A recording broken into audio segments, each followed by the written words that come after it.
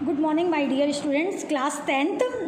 In previous class, we already completed in first part of genetics. Okay. इस chapter में हम लोगों ने ऑलरेडी समझ रखा था कि मेंडल ने जो था उन्होंने क्या किया था, पी का प्लांट लिया था। उसका लेने का क्या रीज़न था पी के प्लांट का? एक तो आप लोगों को मैंने बताया था कि पी के प्लांट जो होता है वो जल्दी ग्रोथ करता है।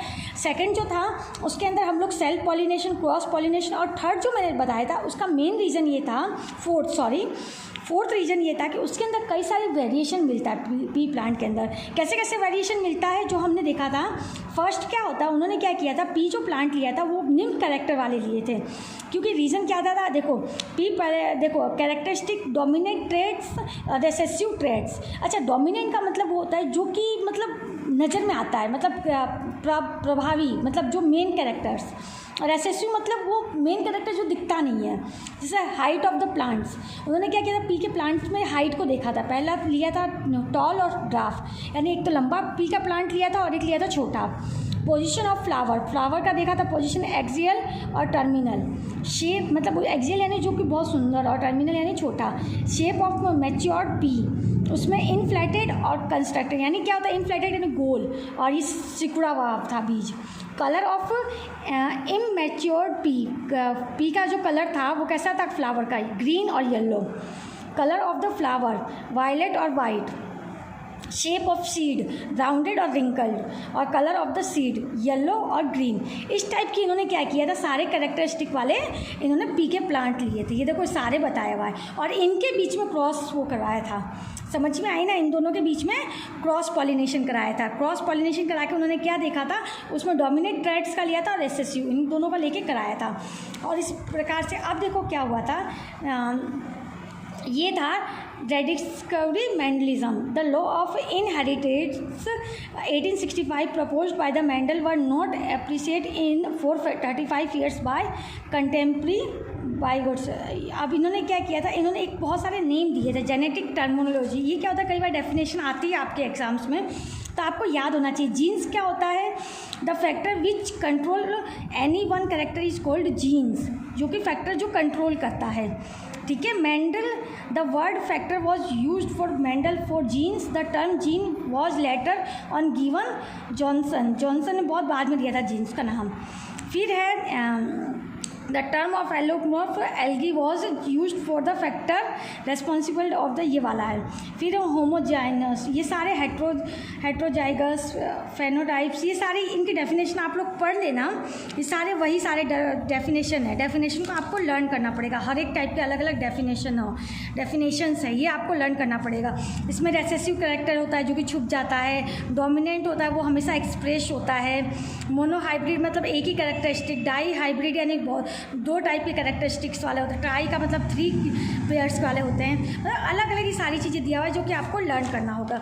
मेन जो अपना इसमें आता है वो होता है मेंडल के लॉज। मेंडल ने एक्चुअली में 3 टाइप के लॉ दिए थे। इसमें से कई बार एग्जाम में आता है मेंडल के लॉज के बारे में बताना, मेंडल के नियम कौन कौन से थे। तो मेंडल ने क्या होता है, there are 3 type of laws. Mendel के 3 लॉज थे। पहला लॉ था डोमिनेंस।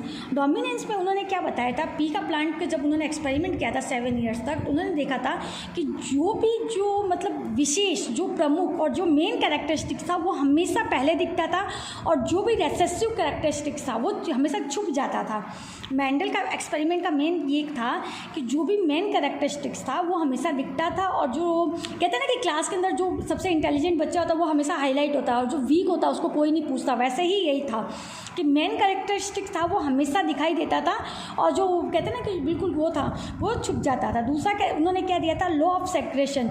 लेकिन सेकेंड जो पीढ़ी आई थी उसमें सेग्रेशन हो गया था, जो सेकेंड वाला जो था ना उसमें सारे सेपरेट हो गए थे। और थर्ड में कहा था लॉ ऑफ इंडिपेंडेंट एस्ट्रोमेंट, यानी थर्ड में क्या था, ये अलग नियम है। तो इन तीनों नियम को मैं आपको अच्छी तरह से लॉ को समझाऊंगी। मेंडल के 3 लॉज थे और तीनों लॉ कई बार एग्जाम्स में आते हैं। तो मेंडल के there are 3 laws. First law था लॉ ऑफ डोमिनेंट। मेंडल ने क्या किया था, फर्स्ट लॉ है वो मैं आपको इस बुक में समझाती हूँ। मेंडल ने क्या किया था, मेंडल ने लिया था फर्स्ट लॉ ऑफ मेंडल। अगर आप लोगों को दिख रहा हो तो मैं आपको समझाती हूँ। There are 3 type of laws. तो फर्स्ट लॉ मेंडल का जो था वो था फर्स्ट लॉ। ठीक है, फर्स्ट लॉ में क्या किया था मेंडल ने, इसको हम लिखेंगे F1 जनरेशन। मेंडल का जो था वो फर्स्ट F1 जनरेशन लिखो। जैसे F1 जनरेशन मैंने आपको बताया था, यानी जैसे आपके घर में अगर ग्रैंड पेरेंट्स हैं तो वो आपके F1 जनरेशन हो गए। तो इसमें क्या किया था मेंडल ने, एक लिया था टी प्लांट्स, समझ में आई आपको, और यहाँ लिया था टी। अच्छा, इन दोनों टी में क्या फ़र्क था मैं बता रही हूँ। ये जो टी था ये हमारे थे टॉल प्लांट। किसके टॉल प्लांट थे? पी के। और ये था हमारा ड्राफ्ट प्लांट्स। ड्राफ्ट यानी छोटा, बोना होता है ना ड्राफ्ट, उसे कहते हैं ड्राफ्ट। यानी पी के 2 प्लांट लिए थे इसने।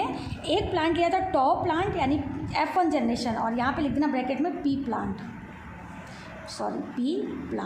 अच्छी तरह से समझना बेटा। फर्स्ट लॉ हम लोग पढ़ रहे हैं, मेंडल का फर्स्ट लॉ। मेंडल के फर्स्ट लॉ में उसने क्या किया था, F1 जनरेशन के अंदर उसने 2 प्लांट्स लिया था मेंडल ने। पहला प्लांट लिया था लंबा, पी का बड़ा प्लांट लिया था, और एक लिया था ड्राफ्ट प्लांट लिया था। समझ में आई? अब क्या होगा, यहाँ से मैंने बताया था जब हम लोग पेयर्स लेते हैं तो मैंने आपको बताया था इसमें भी वो था, इसमें से एक वो आ जाता है पेरेंट्स में, पी जनरेशन में। तो इसमें से क्या हुआ, एक टी यहाँ आ गया और एक टी यहाँ आ गया। इन दोनों में से एक टी यहाँ आ गया, 1 टी यहाँ आ गया और 1 टी यहाँ आ गया। जब इन दोनों के अंदर क्रॉस पॉलिनेशन हुआ, यानी क्रॉस, ये गैमेट्स है, इसको हम बोलते हैं गैमेट्स। जब क्रॉस पॉलिनेशन हुआ इन दोनों के फ्लावर में, जब हमने क्रॉस पॉलिनेशन कराया, यानी यहाँ से और यहाँ से क्रॉस पॉलिनेशन कराया, तो हमारा जो प्लांट बना वो क्या बना बेटा, टी। अब इसमें जो दोनों के गुण थे, यानी ये बड़ा वाला भी था, लंबा वाला भी था, और छोटा वाला भी कैरेक्टरिस्टिक आया। यानी जो प्लांट्स, देखो यहाँ पे क्या था, हमारा प्योरली लंबा प्लांट था और यहाँ पे प्योरली छोटा प्लांट था। समझ में आई आपको? प्योरली छोटा प्लांट था। लेकिन जब इन दोनों के गैमेट्स लिए, यहाँ से लंबे का गैमेट्स लिया, यहाँ से छोटे का लिया, जब इन दोनों को मिलाया गया तो जो हमें प्लांट दिख रहा था वो कैसा प्लांट दिख रहा था, टॉल प्लांट। कैसा प्लांट दिख रहा था, टॉल। बट क्यों दिख रहा था, बिकॉज ये, इसको मैंने बताया था, इसे कहते हैं डोमिनेंट, इसको कहते हैं law of dominant. Because law of dominant का मतलब ये हुआ कि जो भी मेन कैरेक्टरिस्टिक था, इसके अंदर मेन कैरेक्टरिस्टिक कौन सा था पता है आपको, लंबे का, तो वो हमें दिखाई दे रहा था। लॉ ऑफ डोमिनेंस का मतलब ये हुआ कि जो मेन कैरेक्टरिस्टिक था, मेन कैरेक्टरिस्टिक क्या था इस प्लांट का, कि लंबा होना, तो बड़ा, यानी ये जो प्लांट हमें दिख रहा था वो कैसा दिख रहा था, बड़ा। लेकिन इसके अंदर जो छोटा था रेसेसिव का मतलब होता है जो छोटेपन का, वो अंदर कहीं छुप गया था। वो था तो सही लेकिन वो हमें दिखाई नहीं दे रहा था। यानी कहने का मतलब दिखने में वो प्लांट कैसा था, लंबा था, बट अंदर इसके कहीं ना कहीं बोने वाला गुण था, वो छुपा हुआ था। This is the first law of Mendel. वापस से समझ लो, मेंडल ने क्या किया था, एक लंबा प्लांट लिया था प्योरली और एक छोटा प्लांट लिया था प्योरली। इन दोनों के अंदर क्रॉस पॉलिनेशन कराया। क्रॉस पॉलिनेशन करा के जो प्लांट बना वो लंबा बना, लेकिन उसके अंदर कहीं ना कहीं बोनेपन का जो था, छोटेपन का जो था, वो कैरेक्टरिस्टिक छुपा हुआ था, और this is called law of dominance. समझ में आई? अब नेक्स्ट में हम वीडियो में करेंगे सेकेंड लॉ और थर्ड लॉ। ठीक है बेटा?